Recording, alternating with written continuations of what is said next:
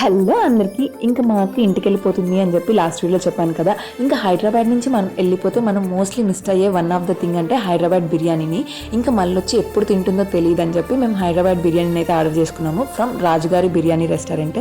ఇక్కడ క్వాంటిటీ అయితే ఫుల్గానే ఇచ్చారు, కానీ దాంతోపాటు పెరుగు పచ్చడి, అది పెరుగు పచ్చడి అనాలో మజ్జిగనాలో తెలియదు అనమాట, సీల్డ్ ప్యాకెట్లు ఇచ్చారు. అవైతే ఎందుకు ఇచ్చారో కూడా తెలియదు.